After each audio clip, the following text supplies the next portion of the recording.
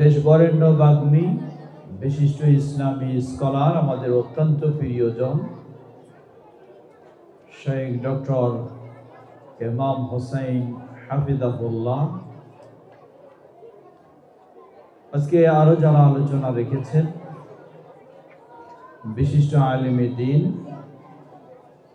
লক্ষ্মীপুরে অবস্থিত মাদ্রাসা হাবরুল উম্মাহ এর সম্মানিত প্রতিষ্ঠাতা পরিচালক শেখ মুস্তাফিজুর রহমান আল মাদানী হাফিজাহুল্লাহ, আমন্ত্রিত আলোচকবৃন্দ, অতিথিবৃন্দ, বিশেষ করে দারুত তাওহীদ আল মাদানিয়া মাদ্রাসার পরিচালনা পরিষদের সম্মানিত সাধারণ সম্পাদক জনাব মনসুর সাহেব সহ তার সহকর্মীবৃন্দ, ওস্তাদবৃন্দ, সমবেত প্রাণপ্রিয় দিনী ভাই ও বোনেরা এবং স্নেহের ছাত্রবৃন্দ, ছাত্র ও ছাত্রীবৃন্দ, আল্লাহ সুবহানাহু ওয়া তাআলা যাবতীয় প্রশংসা, যিনি আমাদেরকে এই ফেনীর বুকে এই ধরনের একটি প্রতিষ্ঠা করার ও পরিচালনার তৌফিক দান করেছে। যেই প্রতিষ্ঠানের বৈশিষ্ট্য হলো এখানে নির্ভেজাল সঠিক দ্বীন শিক্ষা দেওয়া হয় কোরআন এবং রাসূলুল্লাহ সাল্লাল্লাহু আলাইহি ওয়াসাল্লামের সহিহ হাদিসের আলোকে। আল্লাহ সুবহানাহু ওয়া তাআলার কাছে দোয়া করি, আল্লাহ রাব্বুল আলামিন এই প্রতিষ্ঠানকে একটি পরিপূর্ণ প্রতিষ্ঠান হিসাবে কবুল করে নিন। বিশেষ করে সম্মানিত প্রতিষ্ঠাতা সভাপতি মহোদয়ের কাছে যে আমরা শুনলাম দারুত তাওহীদ আল মাদানিয়া, একদিকে দারুত তাওহীদ, তাওহীদের কেন্দ্র, তাওহীদের প্রতিষ্ঠান, অপরদিকে আল মাদানিয়া, যার শিক্ষা কারিকুলাম কার্যক্রম সবকিছু মদিনা বিশ্ববিদ্যালয়ের সাথে মিল রেখে এ প্রতিষ্ঠান যেন আরো বড় হয়ে মদিনা বিশ্ববিদ্যালয়ের সাথে নিবন্ধন সম্পন্ন হতে পারে, আল্লাহ সেভাবে কবুল করে নিন। আমাদের সাধ্য অনুযায়ী আমরাও ইনশাআল্লাহ এই প্রতিষ্ঠান যেন মদিনা বিশ্ববিদ্যালয়ের সাথে নিবন্ধন সম্পন্ন হয়, সেজন্য যতটুকু সম্ভব আমরাও ভূমিকা রাখবো অবশ্যই ইনশাআল্লাহ। ফিরে আসি, রাত অনেক গভীর হয়ে গেছে। গভীর বলতে অনেকে আপনারা দূর দূরান্ত থেকে এসেছেন, পর্দার আড়ালের মা বোনেরা ছোট ছোট বাচ্চাদের সহ এসেছেন। দীর্ঘ রাত হওয়াটা কঠিন, তাই স্বল্প সময়ে আমরা শেষ করব ইনশাআল্লাহ। আমি চাই একটু নীরব পরিবেশ চাই, তা কি সম্ভব? একটু ভুল হয়ে গেছে, বাচ্চাদেরকে শুধু এক সাইডে দেওয়া আর আপনারা বড়রা আরেক সাইডে হয়ে গেছে। যদি বাচ্চা আর বড়রা কি হতো, মিশ্রিত হতো, তাহলে বড়রা একটু খোঁজ নিতে পারতেন আর বাচ্চারাও একটু পরস্পরে গল্পটা কমে যেত। যারা আছেন প্রতিষ্ঠানের দায়িত্বশীল, আপনারা একটু করবেন। বাচ্চারা তোমরা, আমি কিন্তু সহজ মানুষ, আবার খুব রাগী মানুষ। যদি কথা বলো কেউ, তাহলে এখানে নিয়ে আসে বক্তব্য দিতে দেব। যে কথা বলবে এখানে আসে বক্তব্য দিতে হবে। একটু চুপ থাকো, শোনো। তোমাদেরকে খিদা লেগেছে বুঝেছি, তাই না? খাওয়া হবে ইনশাআল্লাহ, খাওয়া রেডি আছে, একটু পরেই পেয়ে যাবা ইনশাআল্লাহ। আজকে কর্তৃপক্ষ আমাকে অনুরোধ জানিয়েছেন একটি বিষয়কে সামনে রেখে কথা বলতে। বিষয়টি হচ্ছে প্রসিদ্ধ ইমাম আবু হানিফা রাহিমাহুল্লাহ এর আকীদা ও মাযহাব। আমি একজন আহলে হাদিস মানুষ, তাহলে আমাকে কেন ইমাম আবু হানিফা রাহিমাহুল্লাহর বিষয়ে আলোচনা করতে দিলেন? সাধারণ মানুষ হয়তো খুঁজে পাবে না জবাব। আমি আহলুল হাদিস হলেও ইমাম আবু হানিফা রাহিমাহুল্লাহকে ভালোবাসি, শ্রদ্ধা করি, সম্মান করি। ইমাম আবু হানিফা রাহিমাহুল্লাহ বাস্তব অবস্থাটাকে খোঁজার জন্য, গবেষণার জন্য আমার পিএইচডি ছিল ইমাম আবু হানিফা রাহিমাহুল্লাহর ইলমুত তাওহীদে অবদান। হয়তো এই কারণেই আমাকে এই বিষয়টা অনেকে দিয়ে থাকেন, কারণ যারা ইমাম আবু হানিফা রাহিমাহুল্লাহ শক্ত অনুসারী, অন্ধ অনুসারী বলে দাবি করে, তারা আসলে ইমাম আবু হানিফা রাহিমাহুল্লাহর আসল অবস্থাটাকে চেপে রেখেছেন, সেটি প্রকাশ করেন না। তারা বিভিন্ন কিছু ইমাম আবু হানিফা রাহিমাহুল্লাহর নাম দিয়ে চালিয়ে দিচ্ছেন, কিন্তু ইমাম আবু হানিফা রাহিমাহুল্লাহর সেই সুন্দর আকীদা, ইমাম আবু হানিফা রাহিমাহুল্লাহর সেই সুন্দর কোরআন সুন্নাহর অনুসরণ ও অনুসরণে উম্মার জন্য নির্দেশনা, সেগুলি আজকে অনেকটাই প্রকাশ করা হয় না। প্রিয় ভাই আমার, সুপ্রসিদ্ধ অগণিত অসংখ্য ইমাম রয়েছেন, কিন্তু তাদের মাঝে 4 জন বেশি প্রসিদ্ধি লাভ করেছেন। তাদের মাঝে হলেন ইমাম আবু হানিফা রাহিমাহুল্লাহ, ইমাম মালিক রাহিমাহুল্লাহ, ইমাম শাফি রাহিমাহুল্লাহ, ইমাম আহমদ বিন হাম্বল রাহিমাহুমুল্লাহ জামিআ। 4 জন প্রসিদ্ধ ইমাম, তারা সবাই আহলুস সুন্নাহ ওয়াল জামাআতের ইমাম ছিলেন। বলুন আলহামদুলিল্লাহ। যদিও ইজমালান, সার্বিকভাবে তারা সবাই আহলুস সুন্নাহ ওয়াল জামাআতের আকীদা, আমল সব দিক থেকে। তাফসীলান মানে বিশেষ বিশেষ দিক থেকে বিশ্লেষণ করলে কোনো কোনো মাসআলার একটু ব্যতিক্রম কাউকে কাউকে পাওয়া যায়। যেমন ঈমানের ক্ষেত্রে, ঈমান এর পরিচয়, ঈমান বাড়ে ও কমে কি না, এই মাসআলার ক্ষেত্রে ইমাম মালিক, ইমাম শাফিঈ, ইমাম আহমদ বিন হাম্বল রাহিমাহুল্লাহ গেছেন একদিকে। তা হলো আল্লাহ রাব্বুল আলামিন যেমন কোরআনুল কারীমে বলেছেন, কি বলেছেন? ইন্নামাল মুমিনুনা আল্লাযীনা ইযা যুকিরাল্লাহ ওয়াজিলাত কুলুবুহুম ওয়া ইযা তুলিয়াত আলাইহিম আয়াতুহু যাদাতুহুম ঈমানা। প্রকৃত মুমিন তারাই, ইযা যুকিরাল্লাহ ওয়াজিলাত কুলুবুহুম, আল্লাহর কথা যখন স্মরণ করে দেওয়া হয়, প্রকৃত মুমিনদের হৃদয় কেঁপে ওঠে। ওয়া ইযা তুলিয়াত আলাইহিম আয়াতুহু, আর আল্লাহর আয়াত যখন তাদের কাছে পাঠ করা হয়, যাদাতুহুম ঈমানা, তাদের ঈমানটা বৃদ্ধি হয়ে যায়। বলুন সুবহানাল্লাহ। এটি আল্লাহই বলছেন। তাহলে কি আমরা বলবো ঈমান বাড়ে না? আল্লাহই বলছেন বেড়ে যায়। এর চেয়ে তো আর কোনো উল্টা দিকে যাওয়ার সুযোগ নেই। তাই প্রসিদ্ধ 3 ইমাম, তারা গেছেন ঈমানের সংজ্ঞা ও ঈমান বাড়ে ও কমে এই দিকে, যেটি মূলত সঠিক কোরআন সুন্নাহর দলিলের আলোকে। ইমাম আবু হানিফা রাহিমাহুল্লাহ তিনি এই ক্ষেত্রে কিছুটা ভিন্নতার দিকে গেছেন, তবে আমল অবশ্যই অপরিহার্য, সেই দিক থেকে আবার উভয়ের মাঝে কিছুটা মিল রয়েছে। আর মৌলিক বিষয় যদি আরেকটু গভীরে যায়, ঈমানের রোকন, খুঁটি, স্তম্ভ কয়টি? জবাব, ঈমানের রোকন স্তম্ভ হলো 6টি। কয়টি? 6টি। প্রসিদ্ধ বলা হয় কয়টি? 7টি। আসলে 7টি নয়, 6টি। কারণ 7টি কখন বলা হয়? 7টি বলা হয় ওয়াল ইয়াউমিল আখির এর মাঝে রয়েছে, আবার ওয়াল বা'স বা'দাল মাউত রয়েছে, অর্থাৎ আখিরাত, শেষ দিবস, আবার মৃত্যুর পর পুনরুত্থান, দুটোকে দুইটা দেখানো হয়েছে, তাই সেই হিসাবে 7টা। মূলত দুইটি নয়, মূলত দুটো মিলে কয়টা? দুটাই মিলে একটা। আখিরাতের মাঝেই তো পুনরুত্থান।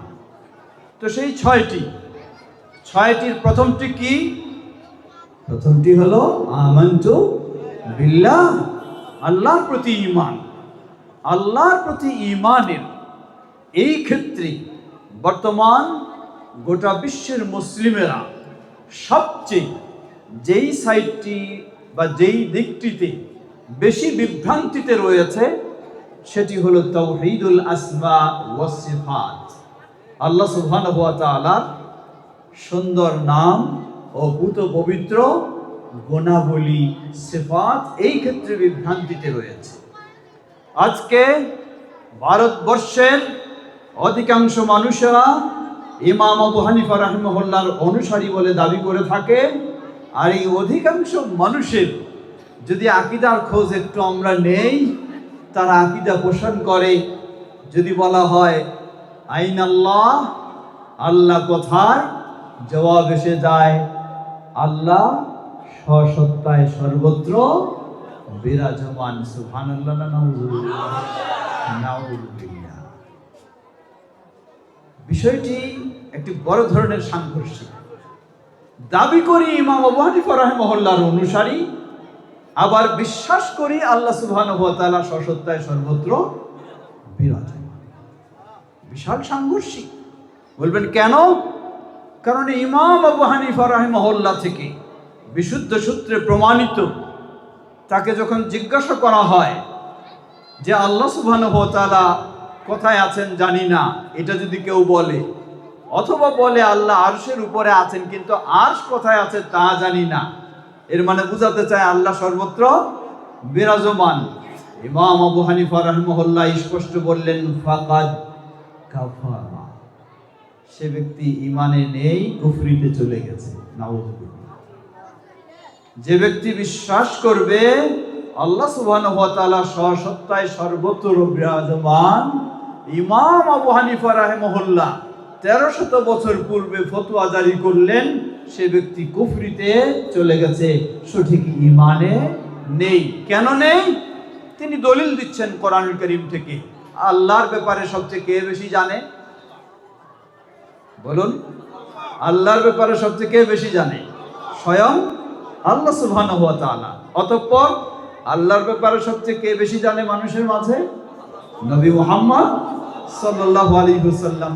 তো আল্লাহর ব্যাপারে যখন সবচেয়ে আল্লাহই বেশি জানেন, তাই ইমাম আবু হানিফা রাহিমাহুল্লাহ তিনি বলেন যে আল্লাহ সুবহানাহু ওয়া তাআলা বলেন আর রহমানু আলাল আরশি ইস্তাওয়া, দয়াময় রহমান তিনি কোথায়? আরশের উপরে। লিল্লাহি তাকবীর। তিনি আরশের উপরে। স্বয়ং আল্লাহ সুবহানাহু ওয়া তাআলা যেখানে নিজের পরিচয় নিজে তুলে ধরলেন, আমার কথা নয়, ফিকহুল আকবার খুলে দেখুন। ইমাম আবু হানিফা রাহিমাহুল্লাহ বলছেন আল্লাহ রাব্বুল আলামিন তিনি তার বিষয়ে সবচেয়ে বেশি জানেন। অতএব আল্লাহ রাব্বুল আলামিন নিজের যেই পরিচয়টা তিনি তুলে ধরেছেন তার কিতাবে অথবা তার রাসূল মুহাম্মদ সাল্লাল্লাহু আলাইহি সাল্লামের মাধ্যমে, এর বাইরে আমরা কখনো যেতে পারি না। এটাই হলো ইমাম আবু হানিফা রাহিমাহুল্লাহর আকীদা। বলুন আলহামদুলিল্লাহ। কিন্তু আফসোসের সাথে বলতে হয় আজকে ইমাম আবু হানিফা রাহিমাহুল্লাহর সেই আকীদাকে আমরা হারিয়ে ফেলেছি, তা আমরা গ্রহণ করতে চাই না। কেউ গ্রহণ করলেও তাকে আমরা আবার কি ফিতনাবাজ আরো অনেক কিছু বলে আমরা দূরে সরাই দিই। ঠিক কিনা? এটি সম্পূর্ণ ভ্রান্ত চিন্তা। তাই আমরা সবাইকে বলবো, বিনয়ের সাথে বলবো, কারোর সাথে আমাদের কোনো তর্ক নেই, কারোর সাথে আমাদের কোনো ঝগড়া নেই। আমরা ইমাম আবু হানিফা রাহিমাহুল্লাহকে সম্মান করি, ইমাম আবু হানিফা রাহিমাহুল্লাহকে শ্রদ্ধা করি, ইমাম আবু হানিফা রাহিমাহুল্লাহকে ভালোবাসি, ইমাম আবু হানিফা রাহিমাহুল্লাহর জন্য দোয়া করি।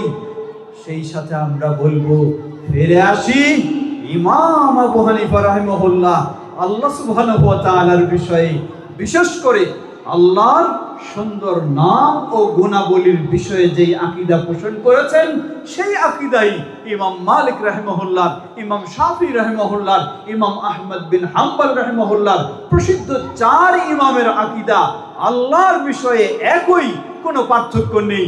যেই আকীদা হলো কোরআনে এসেছে, যেই আকীদা রাসূলুল্লাহ সাল্লাল্লাহু আলাইহি ওয়াসাল্লামের সহিহ হাদিসে এসেছে, তাই কোনো বিরোধ নয়, কোনো দ্বিমত নয়, কোনো সংঘর্ষ নয়। আমরা সবাই সেই সঠিক সহিহ আকীদার দিকে ফিরে আসার চেষ্টা করি।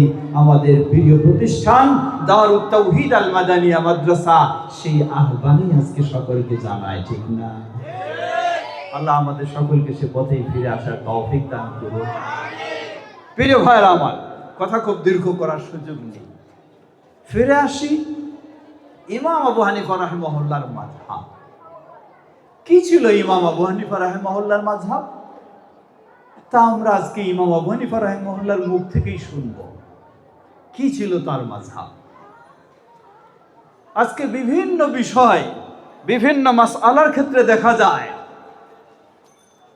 সেই মাসআলাগুলি অনেক সময় কোরআন সুন্নাহর সাথে সাংঘর্ষিক পর্যায়ে চলে যায়। বলা হয় এটি ইমাম আবু হানিফা রাহিমাহুল্লাহর মাযহাবের মাসআলা। আসলে কি বাস্তব তাই? আমরা যদি খুঁজে দেখি, খুঁজে দেখলে পাবো যে সত্যি ইমাম আবু হানিফা রাহিমাহুল্লাহর মাযহাবের বিষয় এটি নয়। পরবর্তীতে সেটি তৈরি করে ইমাম আবু হানিফা রাহিমাহুল্লাহর ঘাড়ে চাপানো হয়েছে। দ্বিতীয়, ইমাম আবু হানিফা রাহিমাহুল্লাহর মাযহাব, ইমাম আবু হানিফা রাহিমাহুল্লাহ তিনি কি নিজে কোনো মাযহাব তৈরি করে জনগণকে উপহার দিয়ে গেছিলেন? জবাব না, কোনো প্রমাণ নেই। স্বয়ং মাযহাবের গ্রন্থেও এই ধরনের বলার সুযোগ নেই যে ইমাম আবু হানিফা রাহিমাহুল্লাহ বলেছেন এটা আমার মাযহাব, তোমরা এটাই অন্ধের সাথে মানো, অন্ধের মতো মানো। বলেননি ইমাম আবু হানিফা, বলেননি ইমাম মালিক, বলেননি ইমাম শাফি, বলেননি ইমাম আহমদ বিন হাম্বল রাহিমাহুমুল্লাহ জামিআ। তাহলে তাদের মাযহাব কি ছিল? ইমাম আবু হানিফা রাহিমাহুল্লাহ বলেন, জেনে রাখো, ইযা সাহহাল হাদিস ফাহুয়া মাযহাবি। সুবহানাল্লাহ।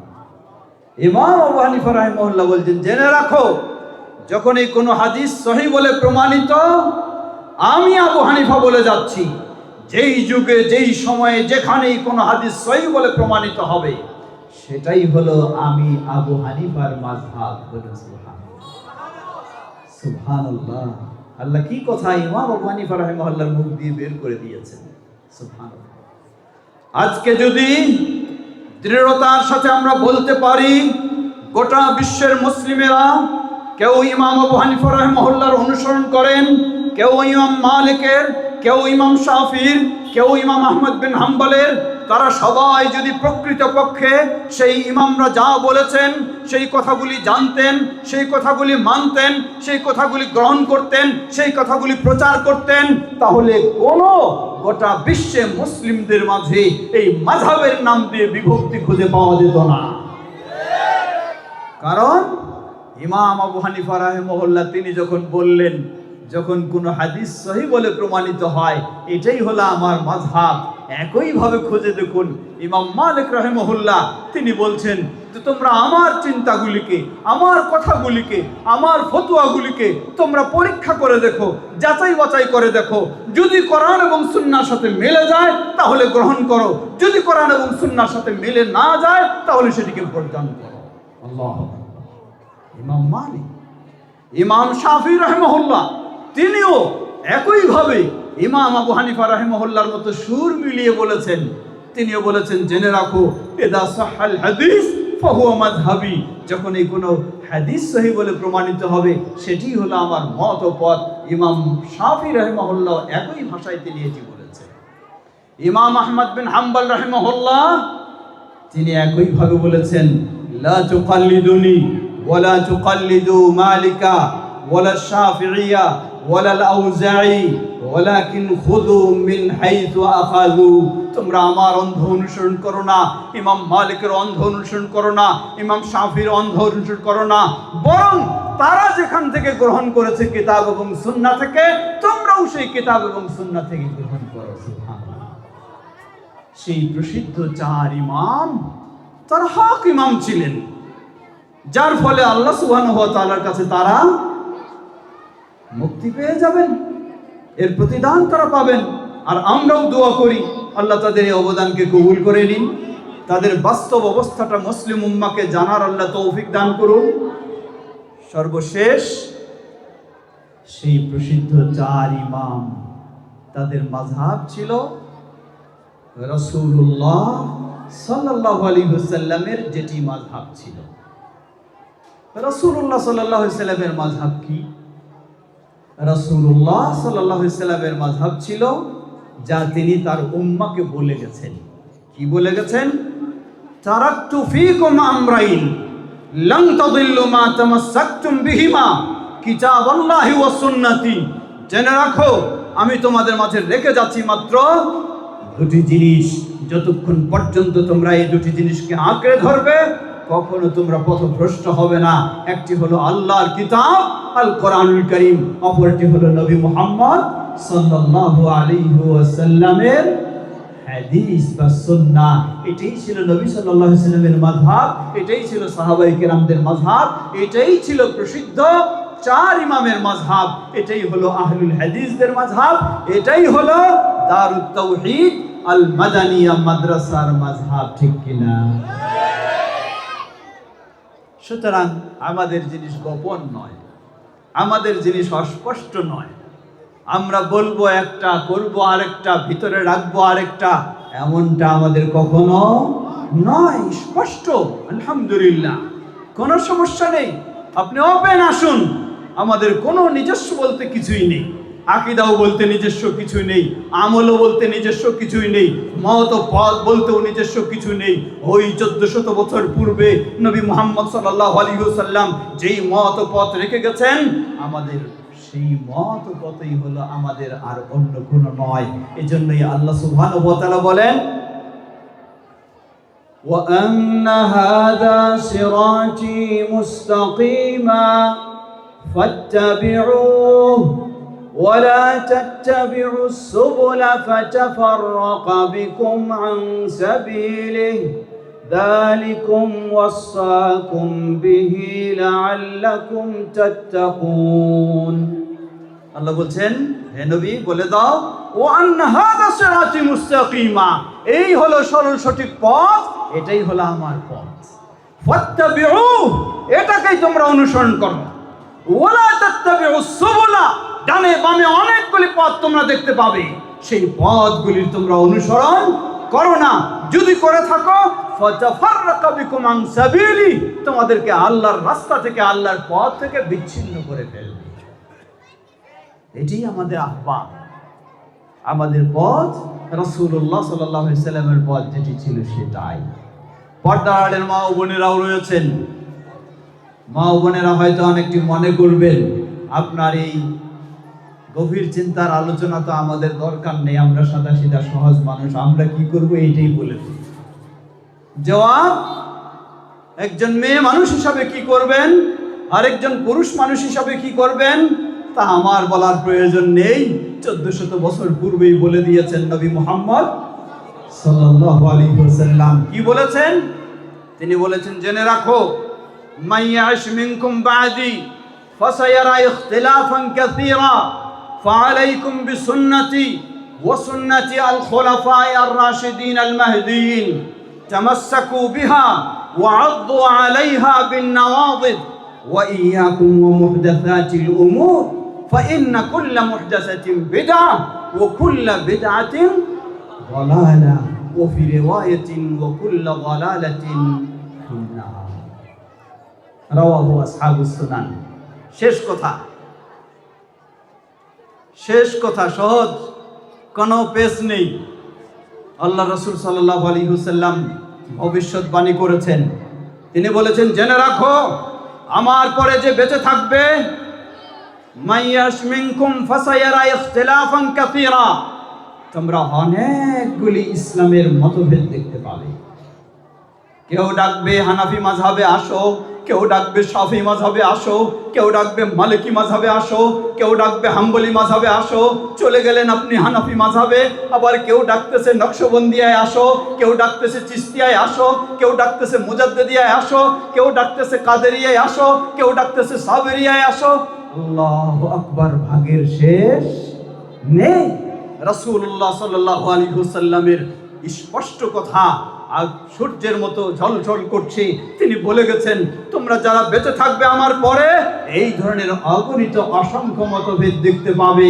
তোমাদের ওই সময় করণীয় হলো আলাইকুম বিসুন্নতি ওয়া সুন্নতি আল খুলাফা আর রাশিদিন আল মাহদিয়িন। তোমাদের জন্য দুটি দায়িত্ব। কয়টি দায়িত্ব? দুটি। প্রথম দায়িত্ব গ্রহণ করা, দ্বিতীয় দায়িত্ব বর্জন করা। খেয়াল করবেন, প্রথম দায়িত্ব হলো গ্রহণ করা, দ্বিতীয় দায়িত্ব বর্জন করা। কি গ্রহণ করব? আলাইকুম বিসুন্নতি ওয়া সুন্নতি আল খুলাফা আর রাশিদিন আল মাহদিয়িন। তোমাদের কর্তব্য হলো আমার সুন্নাহকে, খুলাফায়ে রাশিদিনের সুন্নাহকে তোমরা আঁকড়ে ধরো।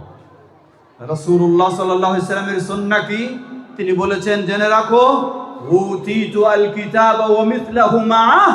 আমাকে দেওয়া হয়েছে আল্লাহর পক্ষ থেকে আল কোরআনুল কারীম এবং কোরআনের সাথে অনুরূপ আরো একটা। কি সেটা? রাসূলুল্লাহ সাল্লাল্লাহু আলাইহি ওয়াসাল্লামের হাদিস। ভয়ঙ্কর আরেক ফিতনা। এক শ্রেণীর মানুষ বলে এই যুগে হাদিস আর মানার সুযোগ নেই, হাদিসের মাঝে অনেক সমস্যা রয়েছে, মানতে হবে শুধু কি? কোরআন।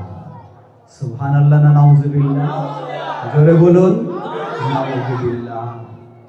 কেউ যদি বলে মানতে হবে শুধু কোরআন, হাদিস মানা যাবে না, মনে রাখবেন কোনো সন্দেহ নেই, সে আল্লাহর কসম করে বলছি সে কোরআনও মানে না।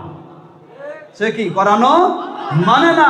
যদি কোরআন মানতো বাধ্য সে রাসূলের হাদিস মানবেই, কোরআনেই বলে দিয়েছে তাকে। বরং কোরআন তাকে স্পষ্ট করে দিয়েছে। আল্লাহ কসম করে বলছেন সূরা নিসা 65 নম্বর আয়াতে আল্লাহ রাব্বুল আলামিন আরো কঠিন ভাবে বলছেন, ফালা ওয়া রাব্বিকা লা ইউমিনুন হাত্তা ইউহাক্কিমুকা ফীমা শাজারা বাইনাহুম সুম্মা লা ইয়াজিদু ফী আনফুসিহিম হারাজাম মিম্মা কাযাইত ওয়া ইউসাল্লিমু তাসলিমা। আল্লাহ বলছেন, হে নবী, তোমার রবের কসম করে বলছি, লা ইউমিনুন, তারা ঈমানদার হতে পারে না যতক্ষণ না তারা তাদের মাঝে পরস্পর দ্বন্দ্বের বিষয়ে তোমার সমাধানকে মেনে।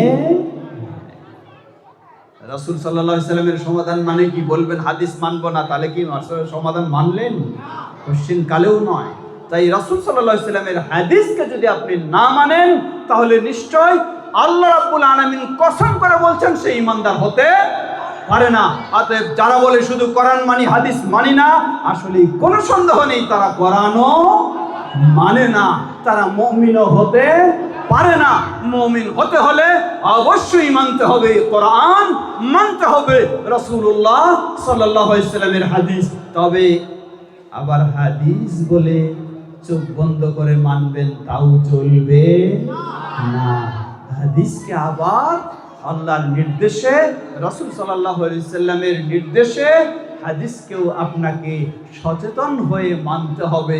কারণ রাসূলুল্লাহ সাল্লাল্লাহু আলাইহি ওয়াসাল্লাম বলেন, তিনি বলছেন, জেনে রাখো, মান কাযিবা আলাইয়া মুতাআম্মিদা ফালইয়াতাবাওয়া মাকআদাহু মিনান নার। যে ব্যক্তি আমার নাম নিয়ে কোনো হাদিস মিথ্যা তৈরি করবে, বলবে, সে যেন তার স্থান জাহান্নামে নির্ধারণ করে নেয়। এর মানে কি? এর মানে এই কথা থেকে বোঝা যায় মানুষ তার স্বার্থে অথবা তার দলের স্বার্থে অথবা তার মতের স্বার্থে, তার চিন্তার স্বার্থে নিজেও রাসূলের নাম দিয়েও হাদিস তৈরি করতে পারে বা করেছেও আজকে। এজন্য অবশ্যই কোরআনের সাথে হাদিস, আর হাদিসটি হতে হবে সহিহ, যা ইমাম আবু হানিফা রাহিমাহুল্লাহ বলেছেন, ইযা সাহাল হাদিস। আজকে উল্টা দোষ দেওয়া হয়, বলা হয় এই বুঝেন না দারুত তাওহীদের লোকেরা এরা খালি সহিহ হাদিস বলে। আরে দারুত তাওহীদের লোকেরা কবে আসছে? এই 1447 হিজরিতে তারা এসেছে, অথচ কত হিজরিতে?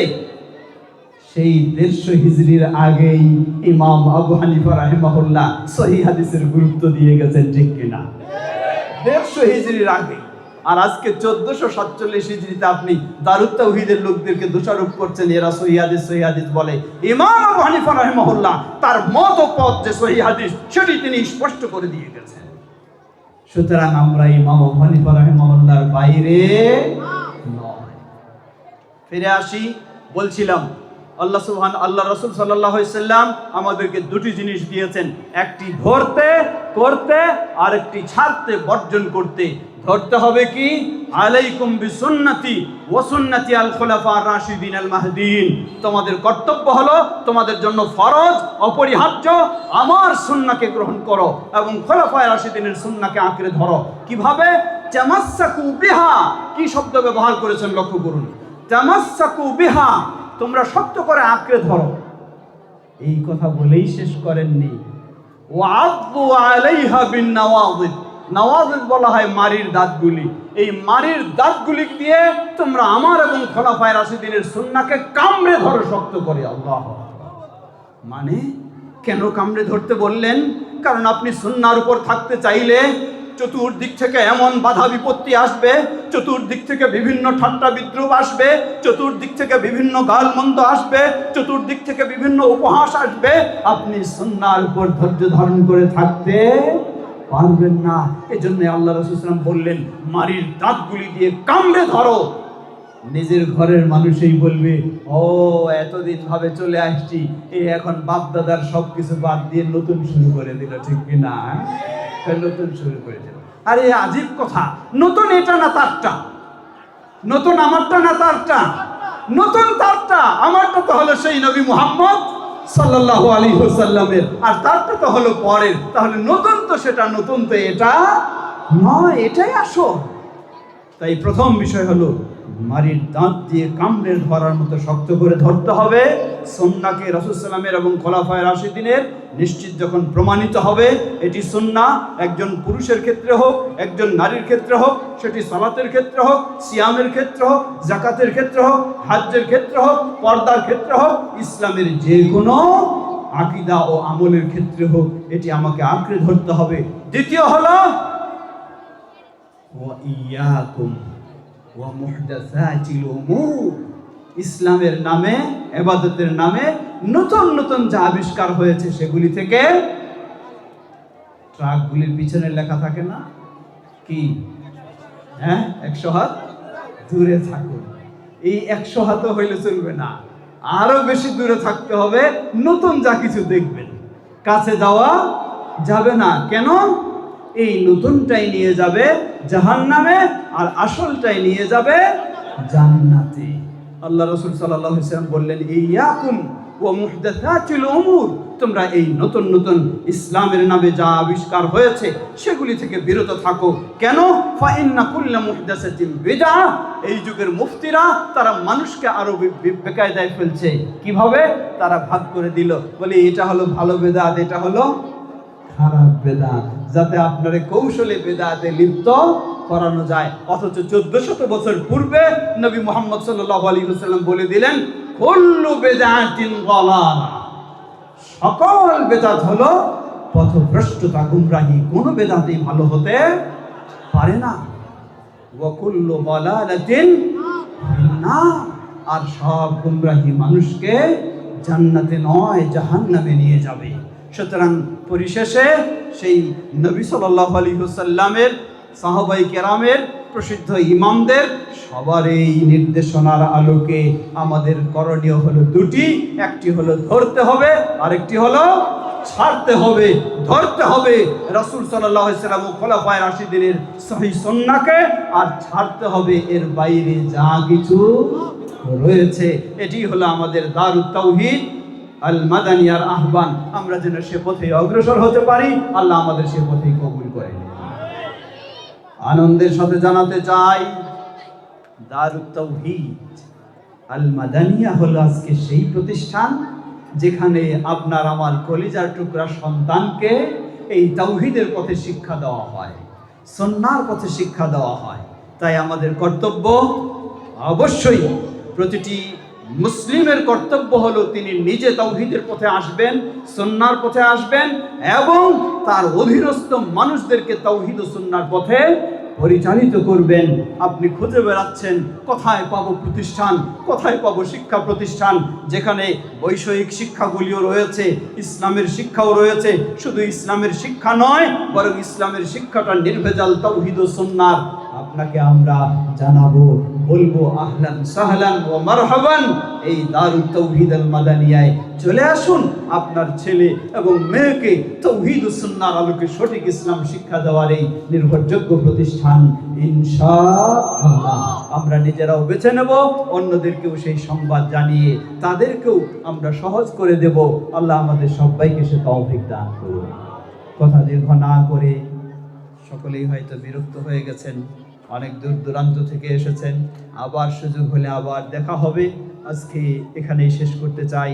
এতক্ষণ যাবৎ যে বিষয়গুলি আমরা শুনেছি, আমরা যেন সেগুলি আমাদের জীবনে আমল করতে পারি, বাস্তবায়ন করতে পারি। আল্লাহ আমাদের সবাইকে সে তৌফিক দান করুন। আমরা মেনে চলবো, অন্য কেউ সুন্দরভাবে, ভদ্রভাবে, নম্রভাবে, ভালো ভাষায় দাওয়াত আমরা দেব ইনশাআল্লাহ। এবং দোয়া করব কার কাছে? আল্লাহর কাছে।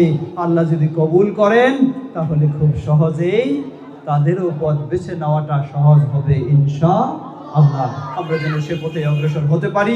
পরিশেষে আজকের দারুত তাওহীদ আল মাদানিয়া মাদ্রাসার সম্মানিত সুযোগ্য সভাপতি মহোদয় বিশেষভাবে আমাকে দাওয়াত দিয়ে আপনাদের মাঝে উপস্থিত হওয়ার, দুটি কথা বলার সুযোগ করে দিয়েছেন। জানাচ্ছি কৃতজ্ঞতা সম্মানিত শাইখকে এবং যারা সংশ্লিষ্ট রয়েছেন সকলকে। দোয়া করছি আল্লাহ আমাদের সকলকে তাওহীদের পথে কবুল করে নিন।